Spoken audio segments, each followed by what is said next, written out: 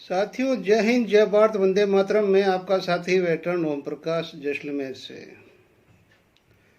बहुत सारे वीडियो आ रहे हैं 8वें पे कमीशन के, फौजियों के वेलफेयर से, बड़े बड़े सेना के हालात के, आज के हालात के, लेकिन समझ में नहीं आ रहा है कि हम कब समझेंगे इस सरकार को कि जब 71 के युद्ध के बाद में इंदिरा गांधी ने हमारी पेंशन कम कर दी थी, राष्ट्रीय घाटा दिखा के, खर्चा दिखा के, कि बाद में 1 रैंक 1 पेंशन दे देंगे। और हम उससे बहुत उकताए हुए थे और हमने सभी ने रुख किया कि हमारे लिए Bharatiya Janata party the best है और हम है जो अटल बिहारी वाजपेयी की सरकार को लाए। लेकिन हुआ क्या, हम अपने हाथों से अपने साथियों की पेंशन भी गंवा बैठे। उसके बाद में फिर कांग्रेस आई तो भी हमारे दिमाग में फिर आया कि 8 साल हो गए फिर भी 1 रैंक 1 पेंशन में ये कुछ नहीं कर रहे हैं। और मोदी जी की बढ़ती लोकप्रियता, गुजरात के वो वादे, वहाँ किसी ने जाके धरातल पे तो देखा नहीं क्या हुआ क्या नहीं हुआ, लेकिन जो मीडिया दिखाता गया हम समझते गए। और हमने भी है जो एक 2013 में बहुत बड़ी रैली करके और सारे सैनिक, अर्धसैनिक, केंद्रीय कर्मचारी जी जान से जुट गए कि ये इनकेन प्रकरण हमने मोदी जी को लाना है। हम लाए, मोदी जी आए, उन्होंने वादा भी किया कि मैं एक सिपाही को उसको पूरा हक दूंगा। लेकिन आज एक सही सिपाही भी एक लिमिट में आ गया, जबकि आज उस सही सिपाही की पेंशन तो कम से कम आजीवन सिपाही की पेंशन होनी चाहिए। लेकिन छोड़ो इस बात की, उन्होंने आज तीसरा टर्नओवर चल रहा है। धीरे धीरे वो सैनिकों को बोलते गए और जो चीज बताते हैं उसकी कथनी और करनी में हमें अंतर आया। जब 2016 में पे कमीशन आया तो पे कमीशन में हमें 14% का इंक्रीज दिया गया और उससे पहले की जो कांग्रेस के थे पे कमीशन, वो इससे काफ़ी अच्छे भले थे। हमें तब भी समझ में नहीं आया कि जब हमें 1% डीए दिया गया तब भी हम समझ नहीं पाए कि भाई 1% डीए दिया गया तो आगे इसका बेस 1% बनेगा तो आगे जाके क्या होगा। तो आज 10 साल में हम 60% के ऊपर टिके हुए हैं। 8वां पे कमीशन आ गया है। लेकिन आज की महंगाई बहुत हाई लेवल पे पहुंच चुकी है। आज कोई भी एक आम आदमी, आम सैनिक अपनी बच्ची के लिए 1 तोला सोना नहीं ले सकता। पेंशनर तो ले ही क्या। और मुझे ताज्जुब तब हुआ कि जो अभी मैंने पिछले वीडियो में बताया आपको कि 3 दिन का हमारा जो अखिल भारतीय पूर्व अपना सैनिक सेवा परिषद है, उसकी 3 दिन का अधिवेशन था। कम से कम 500 से 700 अधिकारी, जेसीओ, जवान सब 3 दिन के लिए जयपुर में इकट्ठे हुए। और जो यहाँ से गए थे हमारे ऑनररी कैप्टन आम सिंह भाटी, सुबेदार सेरा साहब और पोखरण से ऑनररी कैप्टन गोपाल सिंह राठौड़। मुझे आम सिंह जी ने एक मजाक में बात बताई कि मैंने ही पूछा था उनको कि साहब पे कमीशन की भी कोई बात हुई क्या पे कमीशन की वहां किस लिए होगी। एक सैनिकों का 3 दिन का अधिवेशन था, अभी का पे कमीशन बैठा हुआ है।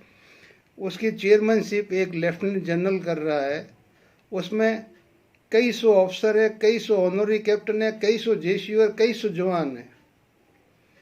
लेकिन पे कमीशन का एक सुई गिरे उतना भी हुआ नहीं हुआ। तो मैंने बोला आपने तो उठाना था, तो मैंने उठाया, जो आपको बता दिया। जो मैंने उठाया जैसलमेर के सीमावर्ती इलाके का उठाया, बता दिया। लेकिन किसी ने भी पे कमीशन का नहीं उठाया।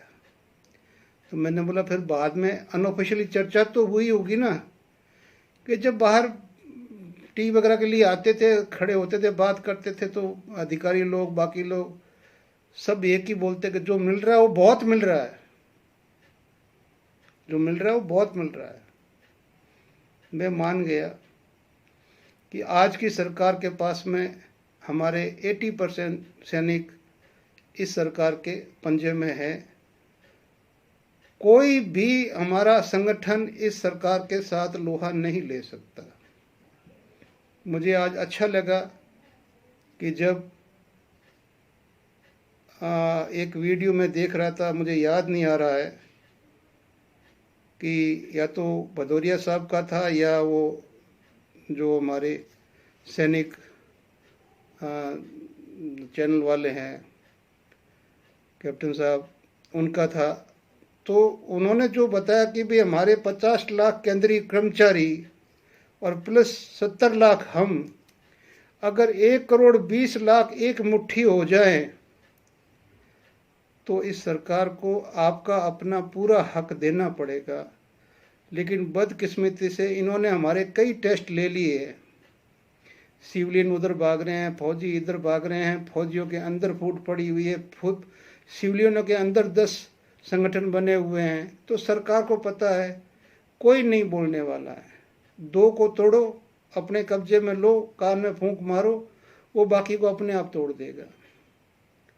तो मुझे यही लग रहा कि अब जो भी है वो राम भरोसे हिंदू होटल है और कुछ नहीं है। मुझे नहीं लगता कि 8वां पे कमीशन में सबसे मुझे अभी पहली बैठक सरकार के साथ इस आयोग के तीनों जो मेंबर, अध्यक्ष और 2 मेंबर की हुई है, जिन्होंने सबसे पहले ये शिकायत की कि हमें रिपोर्ट मिली थी कि पूरा स्टाफ आ चुका है। इनको करीब 40 से ज़्यादा ऑफिसर चाहिए थे, आईएएस लेवल के और इस लेवल के, जो डिपार्टमेंटों को संभाले और इस पे कमीशन के बारे में काम करे। और इस सरकार ने पिछले शायद 1 महीने पहला एक चिट्ठी निकाली थी जिसमें ये बताया था कि भी सारा का सारा सेटअप हो गया है और सभी ने कार्मिक मंत्रालय में रिपोर्ट कर दी है। आपको याद होगा कि इनको रिमाइंडर देते हुए वॉलंटरली ज्वाइन करने के लिए 3 एक्सटेंशन दिए गए थे जनवरी से, जब से पे कमीशन अनाउंस हुआ था। तो 3 एक्सटेंशन के बाद में एक चिट्ठी निकली थी कार्मिक विभाग की, जिसके अंदर बताया गया था कि सभी ने ज्वाइन कर लिया है, जबकि ज्वाइन नहीं किया है और स्टाफ की बहुत बड़ी कमी है। तो इन्होंने बोला कि भी हम काम कैसे करें। इनके साथ जो मुद्दों की बात हुई, तो मैं लंबा वीडियो को नहीं कर सकता, न बता सकता, लेकिन जो मुद्दे की बात हुई उसमें 2 पॉइंट मुझे ऐसे लगे जिससे सरकार की मंशा क्लियर हो जाती है कि वो पे कमीशन को कभी भी स्वतंत्र काम नहीं करने देगी। नंबर 1, सरकार ने क्लियर बोल दिया कि आपने सबसे पहले सरकार की वित्तीय आर्थिक स्थिति को ध्यान में रखना पड़ेगा, तभी बात बनेगी, चाहे आप कुछ भी कीजिए। और आप है जो कोई भी चीज़ का रिकमेंडेशन दे सकते हो, बीच में राहत देनी है तो उसका भी सुझाव दे सकते हो। लेकिन मुझे इसमें शक है। क्यों शक है? कि जो तीनों मेंबर है ऑलरेडी इसी सरकार के पहले के कर्मचारी है या पहले के इनके साथ काम किए हुए कमीशनों के अंदर जो कुछ भी है, जांचे परखे आदमी है कि वो सरकार से बाहर नहीं जाएंगे। इसलिए आप कभी ये मत सोचना कि वो आपके हित की सोचेंगे। क्यों? कि ऑलरेडी आपने जब अपना जज मैडम का सुना होगा कि कितने ही आयोगों में गुजरात में वो लीड कर चुकी है, हेड कर चुकी है। और बाकी जो एक तो हमारे एक्टिव सर्विस के उनके मेंबर हैं जो पार्ट टाइम है, वो पार्ट टाइम है, और दूसरे हैं वो ऑलरेडी पहले सेवा दे चुके हैं इसी सरकार को, प्रधानमंत्री के वित्तीय सलाहकार टीम में रह चुके हैं।